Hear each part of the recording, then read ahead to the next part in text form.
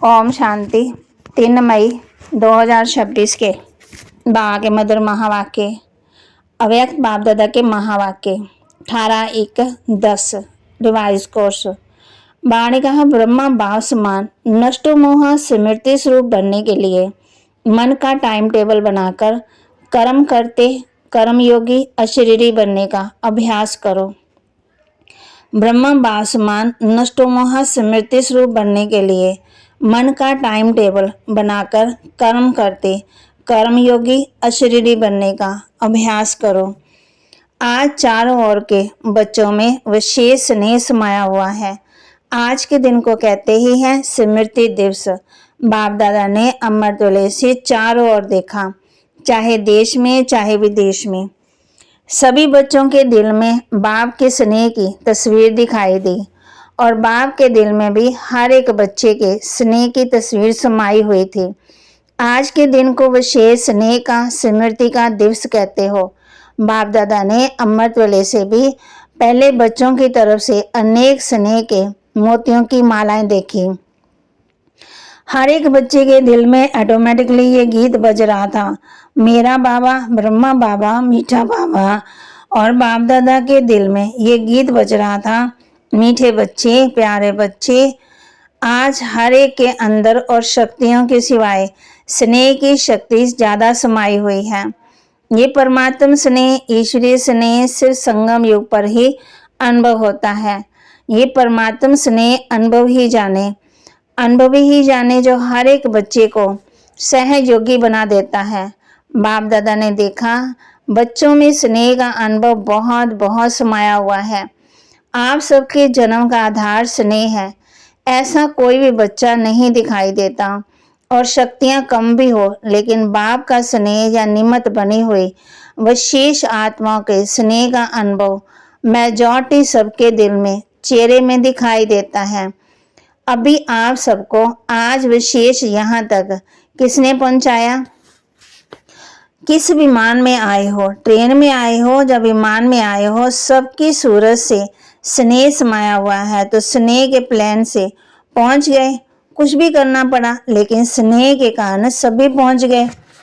उड़ते उड़ते आज के दिन को स्मृति दिवस कहा जाता है, लेकिन स्मृति दिवस के साथ साथ समर्थि दिवस भी कहा जाता है।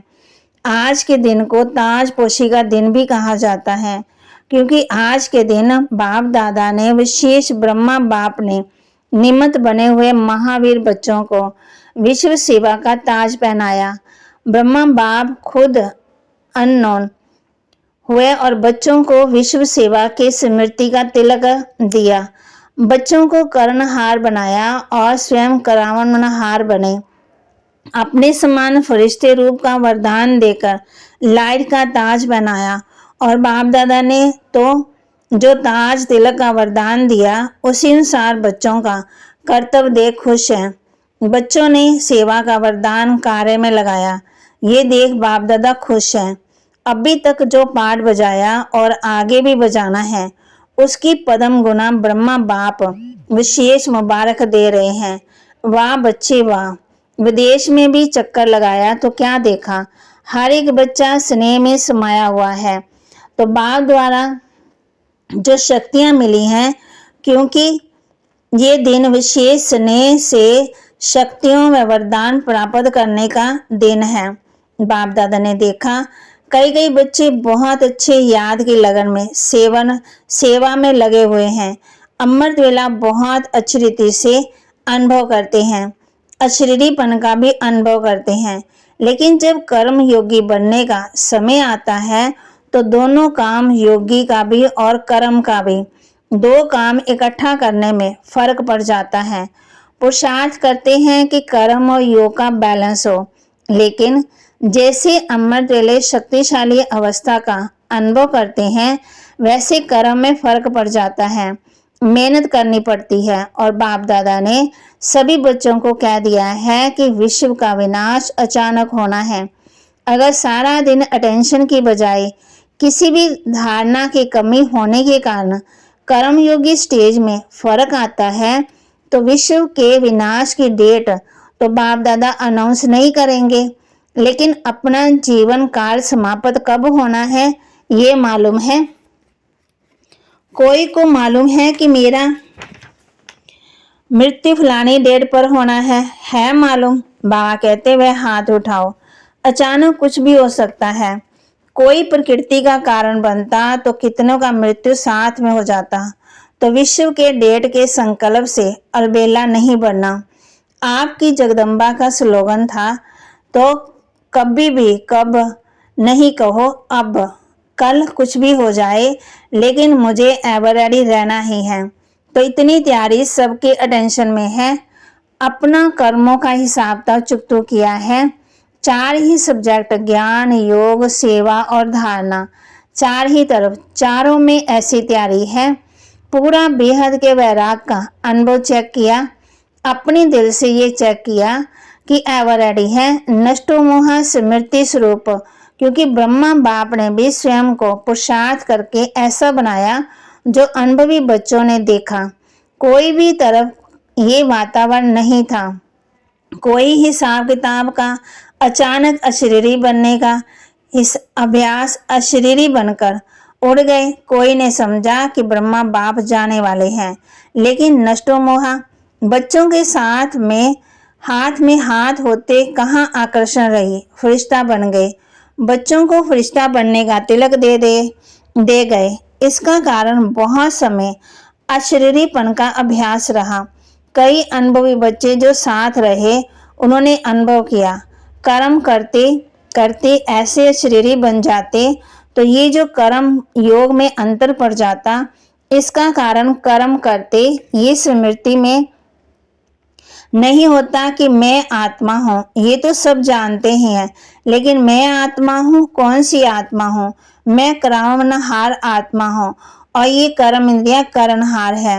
ये करावनहार का सम्मान कर्म करते स्मृति स्वरूप में रहे, चाहे कर्म इंद्रियों से कर्म कराना, लेकिन मैं करावनहार हूँ, मालिक हूँ। इस सीट पर अगर सेट है तो कोई भी कर्म इंद्रियां आर्डर में रहेंगी। बिना सीट पर सेट होते कोई किसका नहीं मानता। तो करावनहार आत्मा हूँ, ये कर्म इंद्रिया करनहार है, करावनहार नहीं है। जैसे ब्रह्मा बाप का अनुभव सुना कि ब्रह्मा बाप ने शुरू में यह अभ्यास किया, जो रोज दिन की समाप्ति के समय इन कर्म इंद्रियों की राज दरबार लगाते थे। पुराने बच्चों ने ये डायरी देखी होगी, तो रोज दरबार लगाते थे और करावनहार मालिक बन हर कर्म इंद्रियों का समाचार देते थे। इतना अटेंशन शुरू में ही ब्रह्मा बाप ने भी दिया। तो आपको भी करावनहार मालिक समझ कर्म इंद्रियों से कर्म करवाना है, क्योंकि आत्मा राजा है, ये कर्म इंद्रियां साथी है। तो ये चेक करना चाहिए कि आज के दिन विशेष मन बुद्धि संस्कार, स्वभाव कहो संस्कार कहो, इनों का क्या हाल रहा, और फौरन चेक करने से कर्म इंद्रियों को अटेंशन रहता है कि हमारा राजा हमारा हाल चाल लेगा। तो आत्मा राजा कर्णहार कर्म इंद्रियों से करावनहार बन चेक करो। नहीं तो देखा गया है, कई बच्चे कहते हैं कि हम कर्म इंद्रियों को ऑर्डर करते हैं, लेकिन फिर हो जाता है, पुरुषार्थ करते हैं, लेकिन कोई संस्कार या स्वभाव ऑर्डर में नहीं रहते। उसका कारण इस अपने सम्मान की सीट पर सेट नहीं रहते। बिना सीट पर बैठने के ऑर्डर कितना भी करो तो ऑर्डर मानने वाले मानते नहीं हैं। तो कर्म करते अपने करावनहार मालिक बन के सीट पर सेट रहो।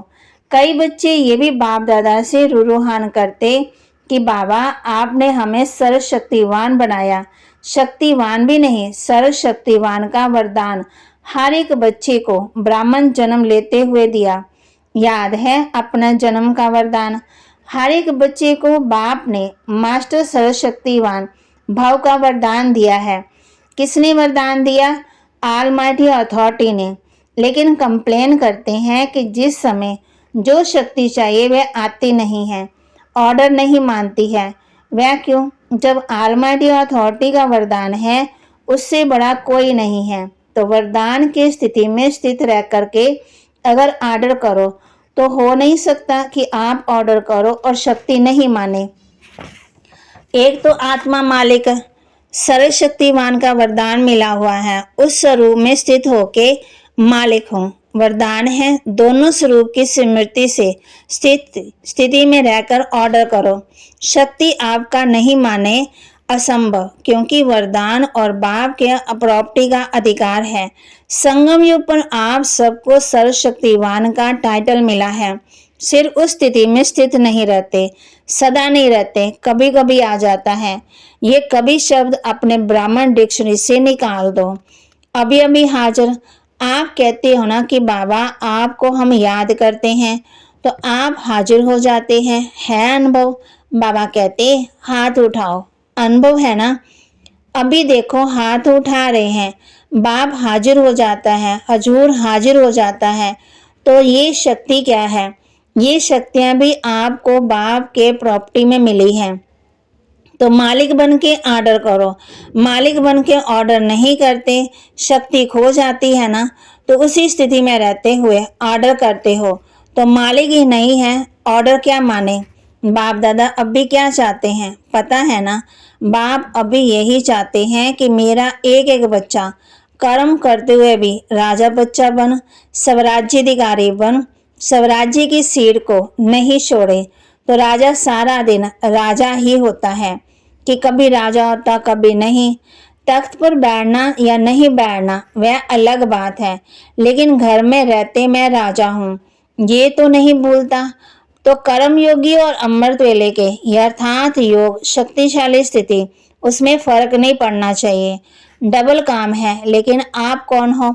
आप तो विश्व के परिवर्तक हो, विश्व कल्याणकारी हो।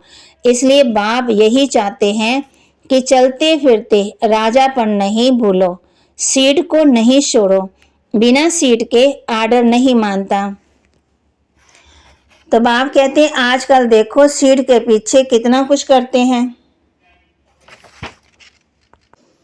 वरदान दे रहे बाबा बच्चों को, पावरफुल स्थिति द्वारा रचना की सर्व आकर्षणों से दूर रहने वाले मास्टर रचयिता भव। पावरफुल स्थिति द्वारा रचना की सर्व आकर्षणों से दूर रहने वाले मास्टर रचयिता भव। जब मास्टर रचयिता मास्टर नॉलेजफुल की पावरफुल स्थिति व नशे में स्थित रहेंगे, तब रचना की सर्व आकर्षणों से परे रह सकेंगे। क्योंकि अभी रचना और भी भिन्न भिन्न रंग ढंग रूप रचेगी। इसलिए अभी बचपन की भूले, अलबेलेपन की भूले, आलस की भूलें, बेपरवाही की भूलें जो रही हुई हैं, उन्हें भूलकर अपने पावरफुल शक्ति स्वरूप, शस्त्रधारी स्वरूप, सदा जागती ज्योत स्वरूप को प्रत्यक्ष करो। तब कहेंगे मास्टर रचयिता। स्लोगन, मन की स्थिति में ऐसा हार्ड बनो जो कोई भी परिस्थिति उसे पिघला ना दे। मन की स्थिति में ऐसा हार्ड बनो जो कोई भी परिस्थिति उसे पिघला ना दे। अव्यक्त इशारे, सदा अचल अडोल एक रस स्थिति का अनुभव करो। किसी भी वातावरण में, वायुमंडल में रहो, लेकिन स्थिति सदा अचल अडोल एक रस हो। कभी निमित्त बने हुए कोई राय देते हैं, उनमें कंफ्यूज नहीं होना, क्योंकि जो निमित्त बने हैं वह अनुभवी हो चुके हैं। अगर उनका कोई डायरेक्शन स्पष्ट नहीं भी है तो हलचल में नहीं आना, धैर्य से कहो, इसको समझने की कोशिश करेंगे, तब स्थिति एक रस अचल अडोल रहेगी। तो वह कहते पावरफुल स्थिति द्वारा रचना की सर्व आकर्षणों से दूर रहने वाले मास्टर रचयिता भव। मन की स्थिति में ऐसा हार्ड बनो जो कोई भी परिस्थिति उसे पिघला ना सके। तो बाबा ने कहा ब्रह्मा बाप समान नष्टो मोहा स्मृति स्वरूप बनने के लिए मन का टाइम टेबल बनाकर कर्म करते कर्म योगी अशरीरी बनने का अभ्यास करो। तो बाबा के महावाक्य को लाइक करें, शेयर करें, सब्सक्राइब करें और अपने जीवन में जरूर जरूर धारण भी करें। ओम शांति।